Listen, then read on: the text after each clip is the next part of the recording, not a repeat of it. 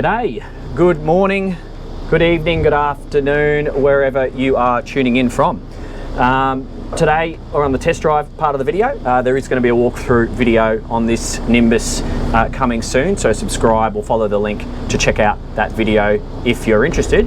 My name's Dan Jones, welcome to the Boat Brokerage, and today we're on a Nimbus 402. Nimbus built in Sweden. It's kind of like the Riviera of Sweden, these boats. Very, very high quality, super popular family cruisers. So again, if you're interested in the layout and the features, which are many on this boat, check out the walkthrough video.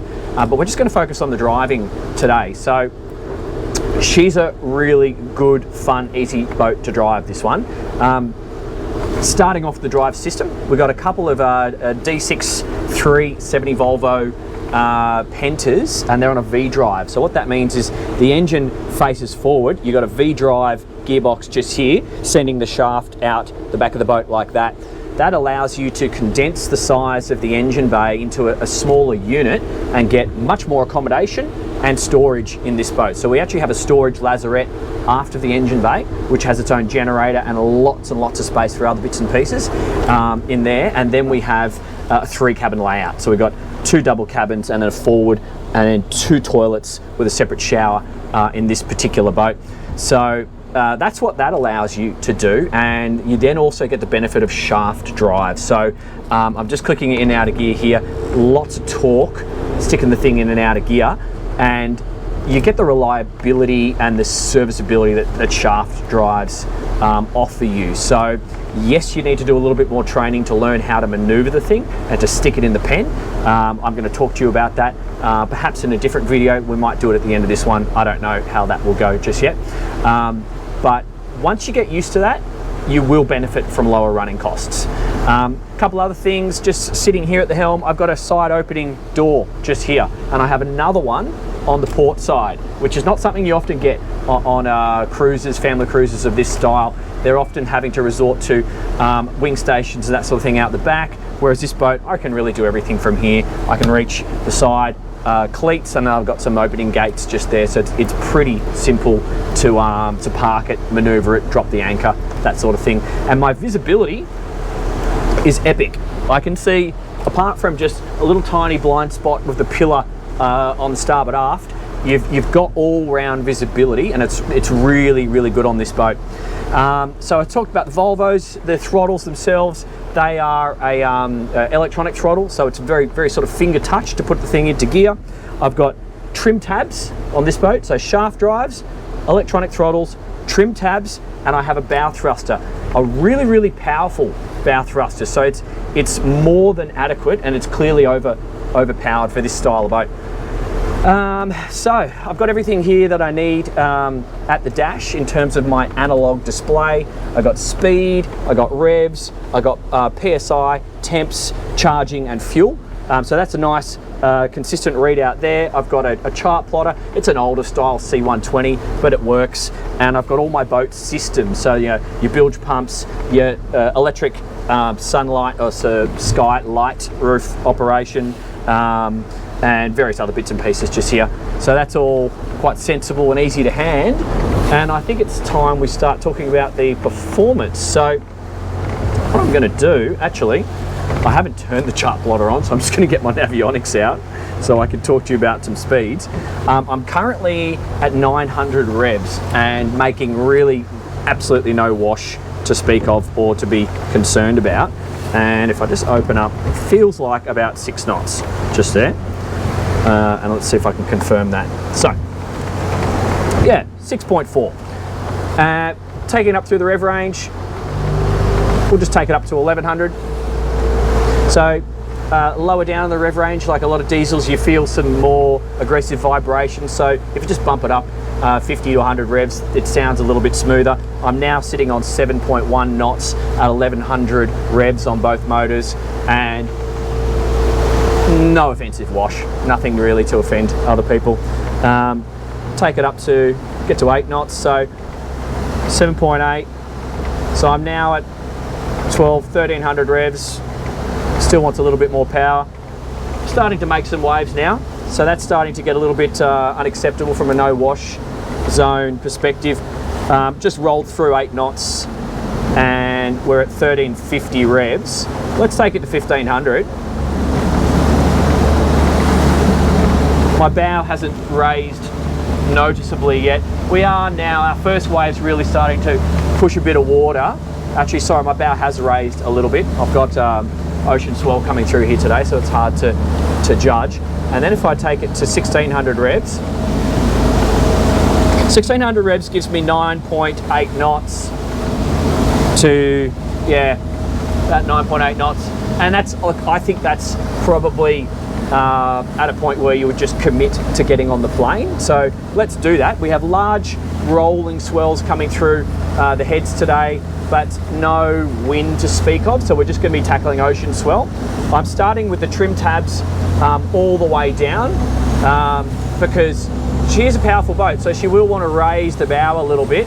And I'm going through waves immediately, so you're not going to get a completely true representation at the moment as we roll through these waves of what the angle of attack is. But what I've done is just taken the engines up to 2,200, now 2,300, and we are sitting, it feels like, sorry, my phone just went off there, 18 knots, 19 knots. And the reason why I've turned the chart plotter off, it kept on losing its fix and setting off an alarm. I don't know what the resolution to that is, and it was annoying me. So that's why I'm using my phone. So I've got 18 knots, 18 and a half knots there. I'm just going to track a straight line out through these waves. That's 2,350 revs. And I'm now up to 19 and a half knots. So I had some bow raise and then the bow has lowered. And I feel like you could just give it a little bit more speed. I'm not going to go to this is a slow cruise. I've got a yacht and 2 powerboats up ahead. So I'm just going to track this line here and let them make a decision on what way they want to go around me before I speed up. And I'm just going to feel the boat through these waves. And yeah, so I'm going straight into these waves, hitting them at 19, actually make that 20 knots. That's nice. So something that I've noted when I have sold this boat before, and I've seen and surveyed this boat out of the water, she's got a really nice amount of V on the bottom of the hull, and she takes that V quite a way aft. So we're just rolling through these surf waves. Now I've got some Riviera powerboat wash, so this one's a little bit steeper. I'm going to turn into it and then give my maximum V to the wave, and yeah, so that's not going to offend anyone, and that's not going to make anyone too comfortable going through that at this sort of speed. It just parted the wash out to the side. I haven't had anything come over the bow yet, and really no issues. So what I'm going to do now is just, I feel comfortable going in to these swells. They're 1 to 2 meters back there, and then probably settling out a wider wave period to maybe 1.5. I'm just going to track over towards Manly so we can have the swell coming on our starboard side, and I'll just give it a little bit more speed. So that 19-20 knots at 2,300 felt like a slow cruise. So here we go up to 2,500 revs, and I'm now getting 21.5 knots. The bow has lowered again. I could maybe give it a little bit of a raise on the trim tabs. I'm not sure yet. Just going to feel that for a second. And speed return, yeah, 21.5 knots there. And I'll just give it a little bit of trim tab and see what I get, bearing in mind that I've got some swell here. Yeah, that felt okay, just a couple of degrees up on the tabs. So slow cruise at about that 19-20 knots, 2,300 rev, 2,500 revs gives you that 21.5. I'm just going to give it a bit more. It feels like it wants to go. Yeah. Okay. So now we're at 2,650. Let's give it 2,007. This is its happy spot. 24.5, 25 knots. Trim tabs half down, I think, and I'm getting, yeah, near on 25 knots here. This is the happy spot. The engines sound great, the boat feels good. Let's put it into just a slow turn to starboard here. So you'll notice I'm still sitting down. I haven't felt the need to stand up. I've got twin flip-up bolsters at the seat here. Transitioning is quite easy, although the roof line is a little bit low. You know, it's designed to sit down and remain comfortable because my visibility is fine.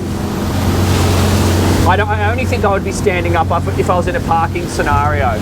So the other thing worth pointing out, it's a shaft drive boat. We are deflecting the wash with rudders. We are not steering through a turn like stern drives or IPS drives do. So, wide turning circle. You know, if you're coming out of a stern drive speedboat or an outboard powered speedboat or moderate sized boat, because a lot of outboards are getting bigger and more powerful these days, you really do have much more aggressive turning circles compared to something with shafts. So you just want to factor that into your calculations as you're manoeuvring the boat. I can go tighter, but it's not really the sort of boat you do that on. You know, this is a family pleasure boat. You kind of just set the thing on 25 knots and go for it. But I think it is definitely worth seeing what our wide open throttle capability is. So I'm just rolling through 2,900, getting up to 3,000. I'm going to raise those trim tabs. I'm in flat water. I'm just going to go in a straight line for a little bit, and I'll have to open up my plotter again. And let's give it full wide open, 26, 27. Trim tabs all the way up. Bows came up a little bit, but now with the extra speed it's going down. 29, 30 knots. Okay, that's wide open at 3,200 revs in a straight line. Trim tabs up, 31 knots speed, and we do have a dirty bum. So that tells me that this boat's going to get up to about 33. And look, I actually know that it's going to get up to 33 knots because, as I said, I've sold this boat before. But with a dirty bum, 31, and it doesn't really seem to be affecting the average and the slow cruise speeds, because you do have quite a bit of torque with these motors.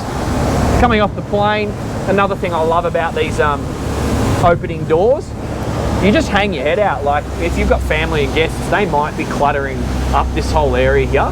So it's nice to have good clear access out here and out the port side if you wish on this boat. So you can look out, see how much wash you're making, ensure that you come off the plane correctly and you don't take a big wave up on the back of the boat. And then just doing all your other maneuvers is a lot more capable. So what I'm going to do, I'm actually just going to use this YA sailing marker up ahead, and I'm going to use that as a reference point, and I'm just going to practice some transverse thrust. So that's one engine in forward, one engine in reverse, and just do a little demonstration. We might chuck the drone up after this and so you can see the other angle. Just do a little demonstration of how this thing turns on a dime, and then I'll also operate the bow thruster to show you that it is possible. You know, if you have in your mind that, oh, I've got to have joystick, it's not necessarily always true. You know, the heavier the boat, the slower it moves, and with a little bit of training, which I would give you, you can master the skill set of maneuvering a shaft drive boat. And let's face it, it's the traditional way, so it's not a bad skill set to have. So using that as a reference point, I'm just going to stop the boat.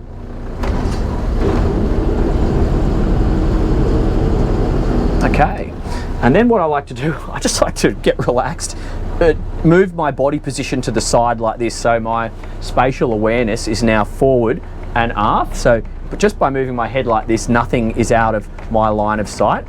And then rudders centered, which I know they were because I just drove in a straight line on the way here. I just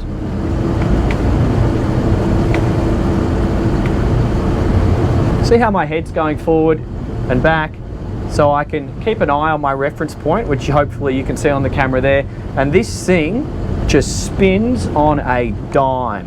So one thing, when you get on a new boat, often the first thing you want to do is do a little mental calculation, because you do have the fact that you are physically located in the middle of the boat and all the action, all the working is happening at the back of the boat. So spinning on a dime on an exact circle doesn't necessarily happen. So you do have to play with the throttles a little bit to adjust for some of that. The torque, to me, the torque on this boat, I'm just going to go back the other way, is so much. Wow, look at that. I'm not even working this boat much. You know, I could really rev this up if I wanted to. And so, you know, if I'm in a marina situation, if I'm picking up fish and chips and just need to slide in and get the transom up to the dock, and it's totally doable, because the next thing you do when you are reversing, stick your head out the window like this, bow thruster on, and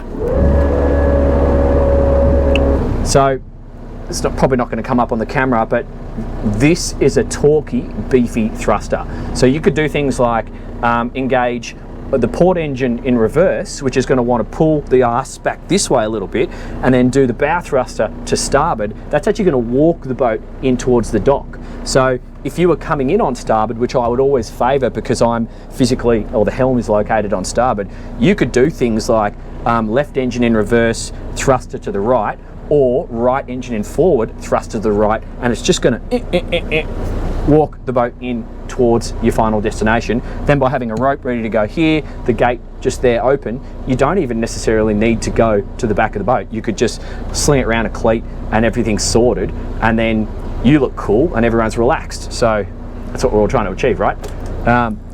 So yeah, anyway, what's my wrap up on the performance of the Nimbus 402? I guess if you want a family boat, like if you want a family, predictable, reliable, capable diesel shaft drive boat, this is it. If you want to cruise slowly at 19 knots and a fast cruise at 25 knots, this is what it will do. And if you want to blast home before the southerly hits at 31 to 33 knots, it can do that too. She's not going to do the tight sporty turns because she's not designed to. This is a boat that you will set on a course. If you want to go to Port Stephens, no worries. If you want to winter the boat in Queensland, can do. Like, she's going to tackle the swell, she's going to tackle the weather, she's got the right bottom or the right hull underneath her to tackle a bit of rough stuff, and she's got plenty of power. So if that's you, follow the link, check it out, get in touch. My name's Dan Jones, this has been The Boat Brokerage. See you on the next one.